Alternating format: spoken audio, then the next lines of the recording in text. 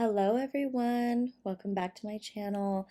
I am in a very odd state because as empaths, we take everything in, and without even really processing it, sometimes we allow everyone else's emotions and energies and problems into our energetic field, even if we think we are fully protected and fully aware of that happening. We still take it in because that is just the nature of an empath. So today I just want to do a reading just for empaths and kind of see where our direction is headed in the next few months, because we are at a turning point in the world and it's a very trying time,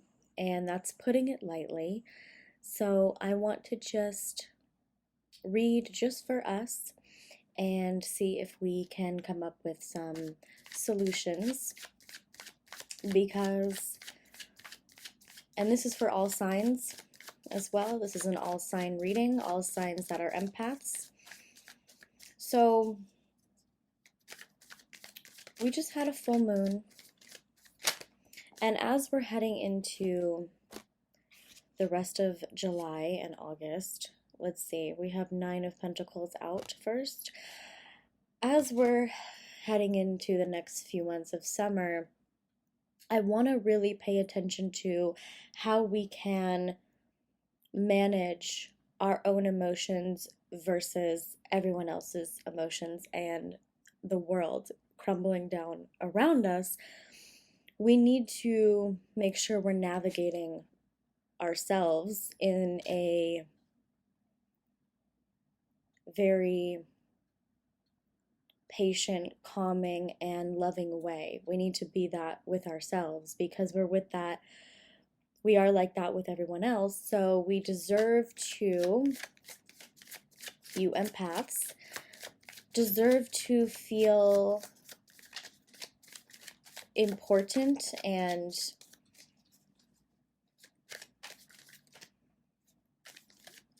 taken care of during this time, because if you're not mothering yourself and you're just mothering everyone else around you, then we need to take a look at that. So next cards that fell out are 10 of Pentacles here. We also have the High Priestess. Of course, we're talking about our empaths, our sisters and brothers, or non-binary empaths. So we have our spiritual connection to the High Priestess coming in, because she is the know-all. And we also have 3 more cards here: Six of Cups, King of Swords, and the Tower. So managing the destruction or the chaos or the unexpected circumstances that we are falling into on a daily basis during this time, and this has been going on for months and months. I just haven't had the personal energy to put into this reading because I've been so drained, and I wasn't protecting myself like I used to do in the right way. So as all these things are crumbling down around us, and as we are feeling sort of this collective chaos and this collective, some people call it an awakening, some people call it a collapse. I think there's a mix of both going on. And as we're inside of this, we do feel this reminiscing feeling, this tension of, let's pretend we are children again, and how we felt when chaos was going on around us. We really couldn't do anything about it. We didn't have any power. We didn't have any way to decide how to navigate the path. And so we kind of feel like we're at this childlike state again, where we feel helpless, we feel like we have no control, no power, no say. And it's kind of interesting because people aren't really open to hearing things right now. People are kind of in this fugue state, and it's almost like when, people always come to empaths for answers, and sometimes they just come to vent, and sometimes they just come to be an energy vampire and suck up all your energy so they can have some.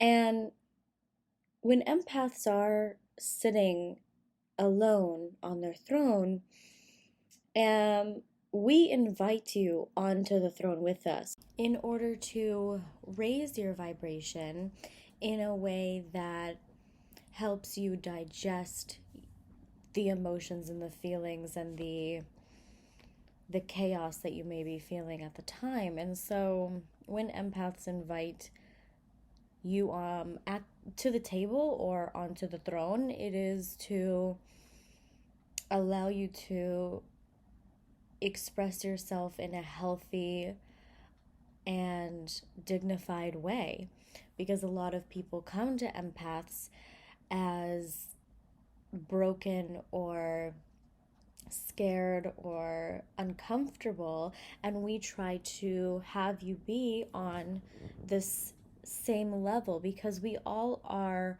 one. We all are on one level.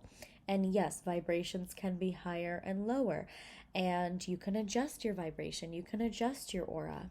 And certain people, most people can adjust their aura and their vibration. I'm not talking about, I'm setting aside the sociopath and the psychopath and the narcissist right now. I'm not going to add them to this conversation. This is just about empaths. So we do have the opportunity to raise our vibration. And when we allow ourselves to be around so much chaos and drama and energy vampires, we automatically lower our vibration. And that's something that we always used to do as a child. So looking at your childlike innocence and looking at your inner child, I think that is a very beautiful way to sort of identify the feelings. And when we have certain projects and certain things coming up, we're all busy. We all have things going on. We all have school or work or both, or family and friends, and we're trying to balance all these things. So when we invite people to sit on the throne, we want them to feel balanced, secure, healthy, stable. And when someone feels that, just for a moment, just for a split second, they can start to adjust their vibration. So we're giving them an opportunity to raise their vibration and open their aura and heal their aura. But a lot of the times we're stuck around these certain people, these energy vampires, that they're not even aware that they're doing it. Sometimes they're not aware that they're doing it. And we sink into the lower vibration because we are very susceptible. Empaths are very susceptible to energy changes and energy shifting. So what I'm trying to say is that we have to consciously either not be around those people for our own sanity and our own mental health, or we have to invite them onto the throne and have them feel what it's like to have an energetic balance and to have a higher vibration. And we do those things by protecting ourselves. We do those things by eating well, by yoga or working out or meditation, or seeking higher consciousness and reading and watching inspirational or motivational speeches or documentaries or whatever it is, we are constantly having to protect ourselves because the world is coming at us very fast, and we're not even aware sometimes that we're allowing these certain energies in to our lives and to our auras. And so since we're very susceptible to energy shifts, that can shift the whole aspect of our lives. Empaths, if you have ever had someone that comes to you or is around you all the time and always dumps their stuff onto you, always complains, always talks and talks and talks and talks over you, and doesn't care about you, they just care about what they're saying, and they're trying to, just vent or whatever it is.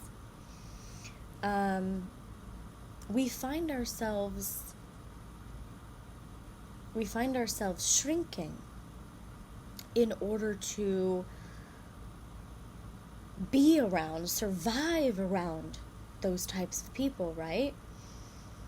But we shouldn't have to do that. We shouldn't have to sink. We shouldn't have to shrink. We shouldn't have to lower.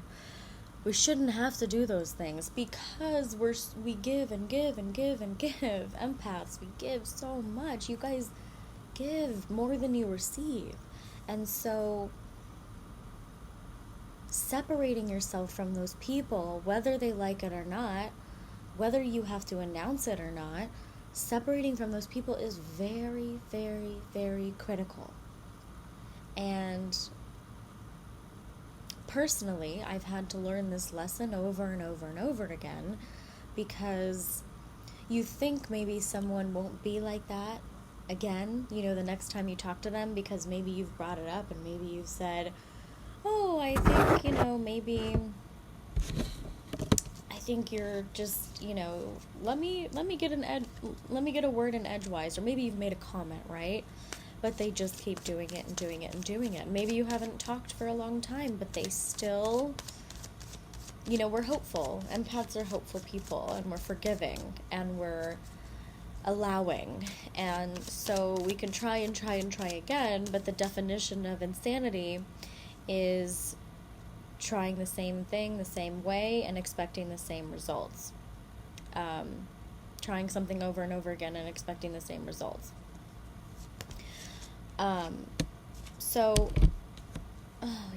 Judgment and 9 of Wands. So when we come from a space of understanding and peace, and we come from that sympathetic, empathetic state,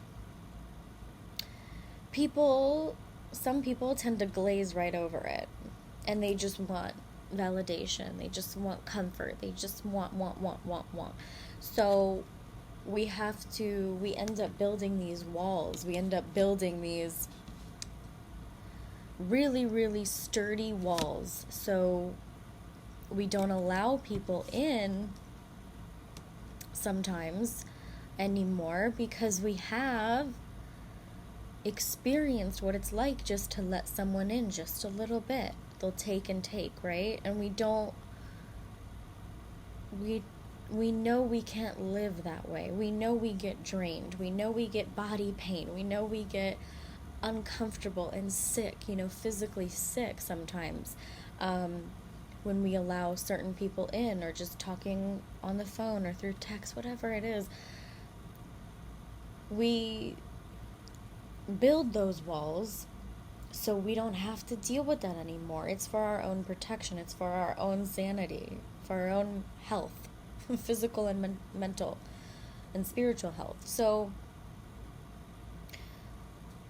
when we fear the judgment of the walls, and we fear the repercussions of the walls, then the walls aren't really doing any good. And the vulnerability it's not authentic. And so what I mean is that if someone's telling you to break down your walls and someone is asking you to do that, empaths, you have to be really, really careful of when and who and how you do it. There's so much abundance all around us, and there's so much hope. And we put that out there. We put that out into the world just by, as a human, we put out hope, and we are surrounded by abundance, and we have to remind ourselves of that, because there's a lot of energy vampires, a lot of draining people, there's a lot of chaos and concern and death and despair and discomfort and pain. So the walls help protect us. And I'm all for walls, and I'm all for protection and making sure that the empath is safe, because no matter what, whether you have a wall or not, you're gonna keep giving. You're still a giver. So it doesn't mean that you're not gonna still be a wonderful family member or friend or partner or whatever it is. You're still gonna be that, or mother, whatever you are, or father. If you're worried that building a wall of protection is going to allow you to not take care of people anymore, that's not true. You're still going to take care of people, because that's just your nature. So some people call it a bubble, some people call it a wall. I call it both. A golden bubble of protective light that surrounds you, a golden brick wall, however you want to imagine it in your mind. And I like to think of my golden bubble of protective light that no one can penetrate unless I allow them to, unless I allow them in. And I've done that. I do that a lot. I allow people in a lot. And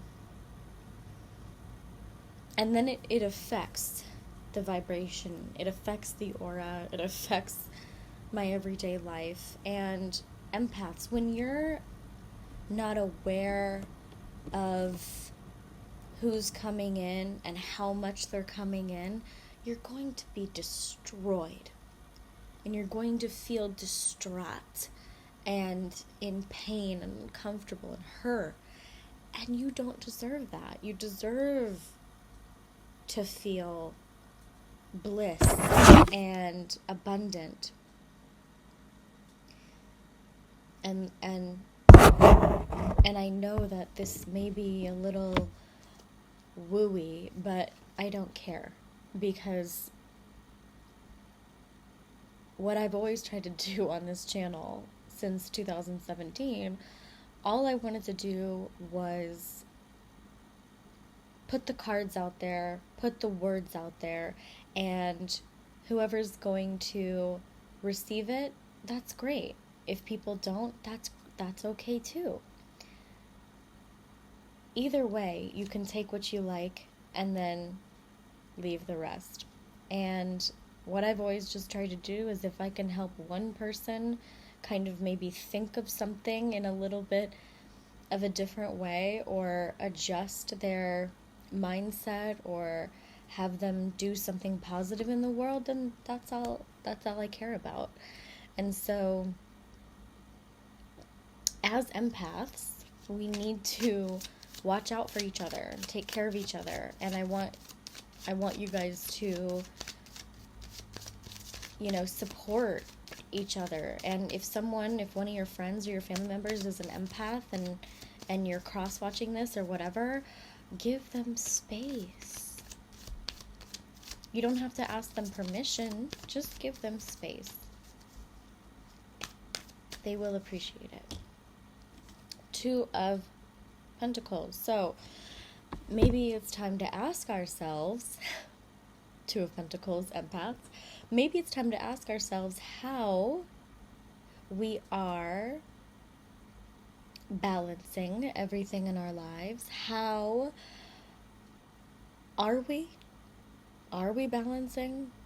Are we at a place where we're happy with work, life, family balance? We gotta ask ourselves that. And also, are we comfortable in this cycle? Are we comfortable in our, snake eating its own tail, sort of? Are we karmically comfortable, or are we going out of our comfort zone? Are we feeling safe in our karmic cycle, or are we feeling uncomfortable? All these things, we gotta look at the balance and the structure and the cycles of everything, because things are just going to continue as they may if we don't make a change. Empaths, it's very important for you to make the change. You have to make the bubble. You have to make the wall. You have to protect yourself, because no one else is going to do it for you. You have to drink the water. You have to eat the food. You have to do the yoga, the meditation, and the consciousness healing and seeking. And spiritually, we're never done, okay? We're never going to be done growing. We're never going to be done healing. And the process is, it's up and down, and it's always going to be wavy. I talk to my friend all the time about waves, and we were going through a rough time a couple years ago, and I just said, well, it's like the ocean. We are like the ocean. We're gonna come in waves. Things are gonna get bad, and then they're gonna get better, and then they're gonna get bad, and then they're gonna get better. And it's that constant wave. But and I got that from a guru that was being interviewed, I believe, on Super Soul Sunday. I don't remember, but if you just Google Guru Super Soul Sunday, I think you'll be able to find it. It's not Deepak Chopra. It's another guru, a Buddhist.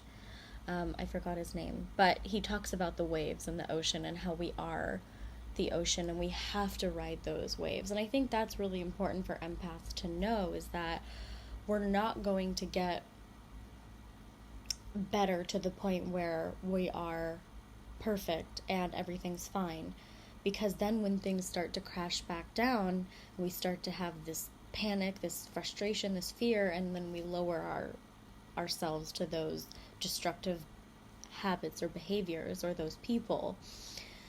So, okay, I'm going to pull an oracle card.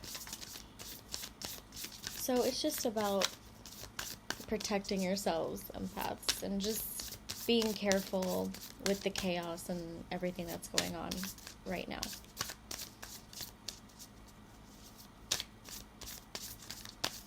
I'm hopeful, but I'm a realist.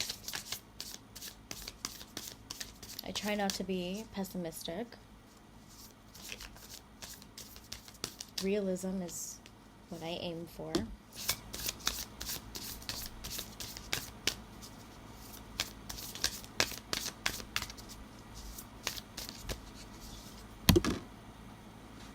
Mythical, longing for home.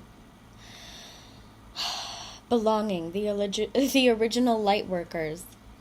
So, hello, empaths and light workers. This is our card. So, we are longing for the fix. We're longing for the solution. We're longing for the healing. But I try to be positive, but it is difficult, and spirituality doesn't mean you have to be positive all the time. It means to be real. and to work on the shadow self and to accept the shadow self. Really look at the parts of yourself that you hate, that you despise, that you're uncomfortable with, and work with those. And it doesn't mean you're going to get better and you're going to be, all perfect and happy after that. It just means you're more accepting and more willing to do self-care and self-healing. So, Mintakon. Okay, guys, well, thank you so much for subscribing and sticking around on this channel. I know it's been inconsistent because of everything going on, personal reasons, but also the world. So I appreciate you guys, and I'm sending you guys positive energy, and I'll talk to you guys soon.